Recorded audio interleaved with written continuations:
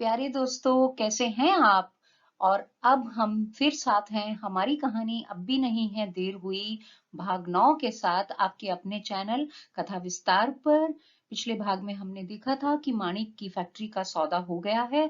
अब वह तारिणी को बताना चाहता है। हम देखते हैं आगे क्या होता है। माणिक लगातार तारिणी के घर पर फोन करता जा रहा था, पर दूसरी तरफ से कोई भी फोन नहीं उठा रहा था। पिछले इतवार को वह तारिणी से मिला था और सोमवार को फैक्ट्री की खरीद पक्की की गई थी।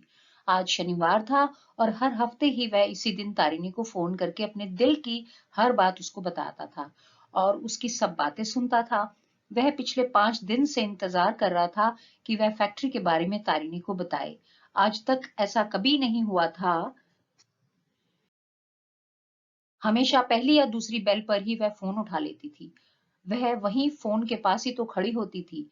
जब बार बार फोन करने पर भी दूसरी तरफ से किसी ने फोन नहीं उठाया, तो माणिक की बेचैनी बहुत बढ़ने लगी। अब रात के 9 बजने वाले थे। उसे कोशिशें करते हुए 2 घंटे बीत चुके थे। उसने यह सोचकर एक आखिरी बार फोन मिलाया कि अगर अब फोन नहीं उठाया गया, तो वह स्वयं तारिणी के घर जाकर पता लगाएगा कि कारण क्या है।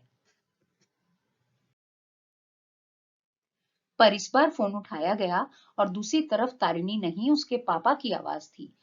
माणिक ने तारिणी के पापा को नमस्कार किया और कहा, वो अंकल, आज हमारा बात करने का दिन था।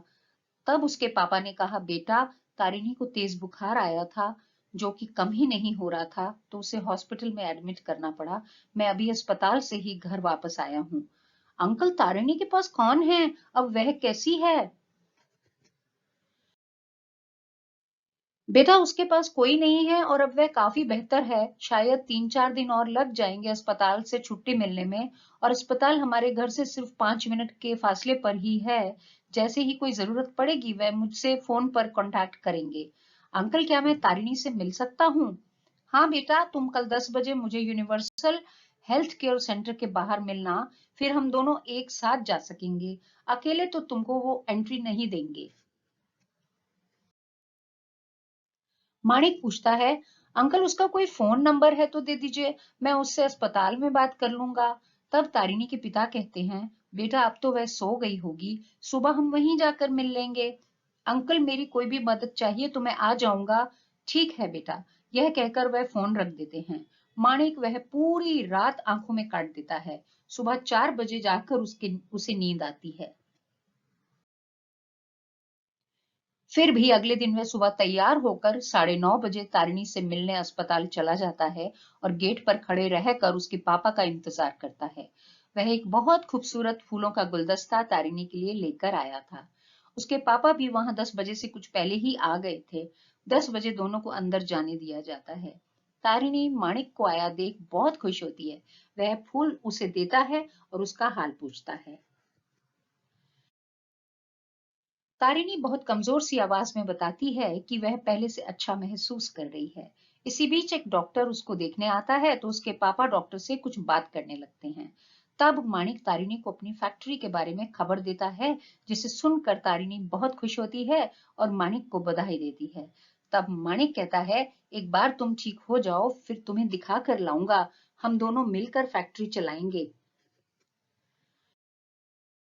तारिणी उसकी तरफ देखकर धीरे से सिर हिलाकर सहमति देती है। डॉक्टर से बात करके पापा वापस तारिणी की तरफ देखते हैं और उसको बताते हैं कि डॉक्टर ने कहा है 3-4 दिन में बुखार उतरेगा और फिर एक आध दिन ऑब्जर्वेशन में रखकर छुट्टी दे देंगे।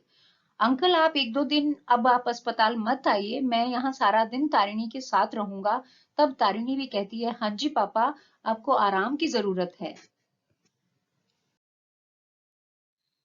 तब तारिणी के पापा शायद उस और माणिक के प्यार पर उस पर बहुत विश्वास करने लगे थे, या शायद पिछले एक हफ्ते से हॉस्पिटल आकर और घर के चक्कर लगाते लगाते और अकेले मैनेज करते करते थक चुके थे।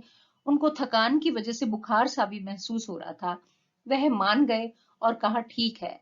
फिर उन्होंने आगे बताया कि डॉक्टर शरण ने भी माणिक की इच्छा शक्ति और उसके सिगरेट मुक्त जीवन जीने की इच्छा से वह बहुत प्रभावित हैं। माणिक बेटा, मैं बहुत खुश हूं और अब मैं तुम दोनों पर से मिलने का प्रतिबंध भी हटा रहा हूं। बस बेटा तुम दोनों मेरा विश्वास बनाए रखना। यह सुनकर तारिणी तो जैसे बिल्कुल स्वस्थ होकर उठ बैठी। तब माणिक ने उसे दोबारा लिटा दिया और कहा, तारिणी तुम अभी पूरा विश्राम करो, कहीं बुखार दोबारा ना आ जाए और तेज ना हो जाए। तारिणी और माणिक ने पापा को बहुत धन्यवाद दिया और हमेशा उनका विश्वास बनाए रखने का आश्वासन भी दिया। तब वह उठकर माणिक को तारिणी के जरूरी कागजात और हिदायतें देकर घर जाने लगते हैं। फिर जाते जाते वह उसे अपना मोबाइल नंबर भी देकर जाते हैं कि किसी भी वक्त जरूरत पड़े तो उनको इस नंबर पर कांटेक्ट करें।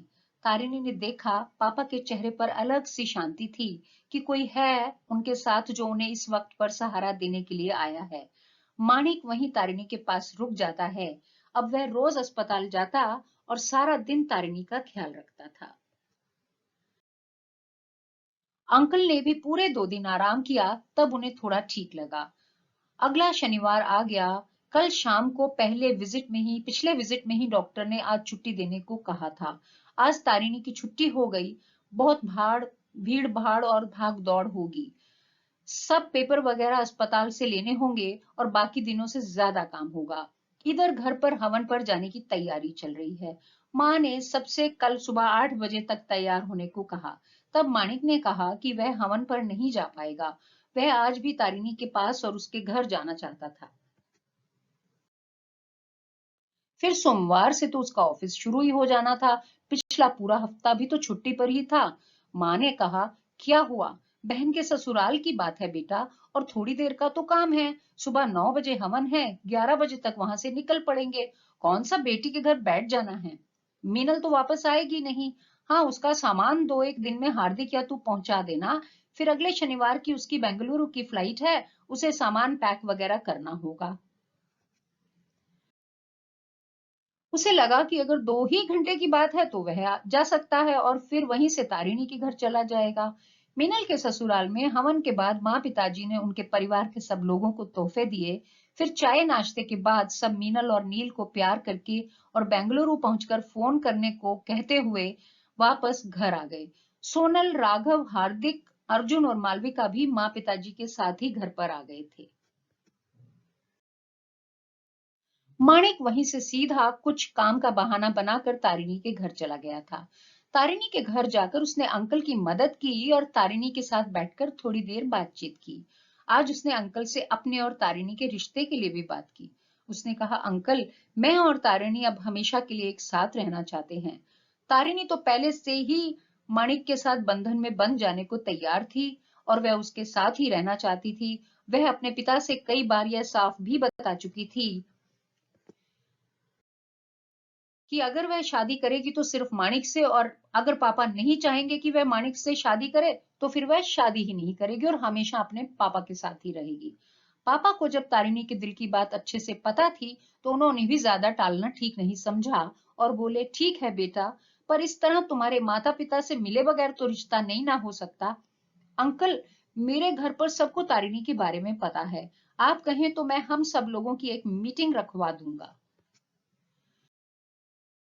अंकल ने कहा, बेटा ठीक है, पहले एक बार सब मिल लेते हैं। यह सुनकर तारिणी और माणिक बहुत खुश होते हैं और माणिक मीटिंग का दिन बताने के लिए माँ पिताजी से बात करके बताएगा। ऐसा कहकर वह उनसे इजाजत लेता है और घर वापस आ जाता है। जब वह घर वापस आता है तो सब लोग अपने घर जा चुके थे। सिर्फ सोनल शाम तक के लिए माँ के साथ रुक गई थी। वापस आकर माणिक पहले मीटिंग के बारे में सोनल और हार्दिक भाई से बात करता है।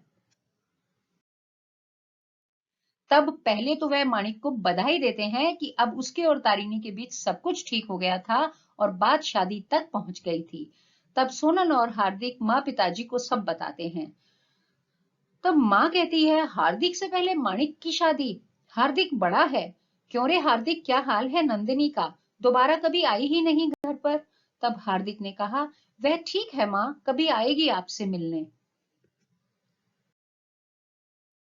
भाई, मैं तेरी शादी के बारे में बात कर रही हूँ। माँ, हम एक साथ तो हैं। एक दो बार हम लोगों ने शादी के बारे में सोचा भी है, पर अभी बहुत जल्दी होगा। मैं कुछ समय बाद शादी करना चाहता हूँ। आप माणिक के बारे में बात करें। तब माँ पिताजी ने कहा, ऐसा करते हैं, अगर तुम दोनों तैयार हो तो दोनों भाइयों की सगाई अभी कर लेंगे और फिर दोनों की शादी 6 महीने के बाद एक ही मंडप में कर देंगे। हार्दिक ने कहा, पापा मैं अभी कुछ वक्त चाहता हूँ। एक बार नंदिनी से इस बारे में बात करूंगा, तभी कुछ तय हो पाएगा। पापा, नंदिनी का एक बड़ा भाई है जो पेरिस में रहता है। वह जब भारत आएगा उसी समय पर ही नंदिनी शादी करना चाहती है। तब सब चुटकी लेते हैं, अरे भाई तुम तो सब कुछ प्लान भी कर चुके हो, बताते कुछ भी नहीं हो। तब हार्दिक ने कहा, अभी तक आप नंदिनी से तो मिल ही चुके हो, आगे की बात अभी बीच में ही है। जैसे ही हम दोनों कुछ तय करेंगे तो सबसे पहले आप लोगों को घर पे ही बताएंगे। तब पापा ने कहा, हम तारिणी के पिता से उनके घर पर मिलेंगे या अपने घर पर? मानिक ने कहा, पापा अभी किसी के घर पर नहीं मिलेंगे, बाहर किसी अच्छे से शांत रेस्टोरेंट में बैठकर खाना पीना भी हो जाएगा और बातें भी। अर्जुन और मालविका को भी वहीं पर बुलाएंगे। यह सुनकर मानिक का मुंह बन जाता है। वह कहता है, माँ अभी जब तक बात किसी मौके तक मतलब सगाई आदि तक नहीं पहुंचती तब तक बस हम ही जाएंगे। मीनल और सौरभ जीजाजी को भी तो बुलाना पड़ेगा। अरे वह तो वैसे ही तब तक बैंगलोर जा चुके होंगे। तब हम 6 लोग चलेंगे, मैं और तुम्हारे पिताजी और तुम तीनों और राघव। अर्जुन को पता लगेगा तो उसे कितना बुरा लगेगा। अरे माँ इतना मत सोचो, हम अभी सबको नहीं बुला सकते, हार्दिक ने समझाया। पहले कुछ बात शुरू तो होने दो, फिर कोई रस्म वगैरह करनी होगी तब तो सबको बुलाएंगे ही। मीनल के बेंगलोर जाने के एक हफ्ते बाद उन्होंने प्रोग्राम रखा और उन्होंने यह सोचा कि थोड़ा दिन तो बहुत काम रहेगा, तो मीनल के जाने के एक हफ्ते बाद हम मीटिंग रख सकते हैं। मीनल को भी कोई जरूरत पड़ सकती है तो उसकी मदद करने भी जाना पड़ेगा। ठीक है सोनल, तेरे पापा राघव से फोन पर बात कर लेंगे, फिर रिश्ता पक्का करते वक्त तेरे और मीनल दोनों के सास ससुर को भी बुलाएंगे। यह सब बातें करने के बाद मानिक, हार्दिक और पापा ने फैक्ट्री के बारे में और बची हुई पेमेंट इत्यादि के विषय में बात की, क्योंकि फैक्ट्री की जो सेकेंड इंस्टॉलमेंट थी वो 6 लाख रुपए अभी जाने थे। तो दोस्तों, ये था हमारी कहानी अब भी नहीं है देर हुई का भाग 9। भाग 10 में हम फिर से मिलेंगे। और आपको ये कहानी कैसी लगी कृपया कमेंट करके जरूर बताइए, मुझसे जुड़े रहिए। अगर आप लिखते हैं तो मुझे अच्छा लगता है। आप अपने चैनल को सब्सक्राइब अवश्य कर लीजिए। धन्यवाद दोस्तों, मिलते हैं फिर।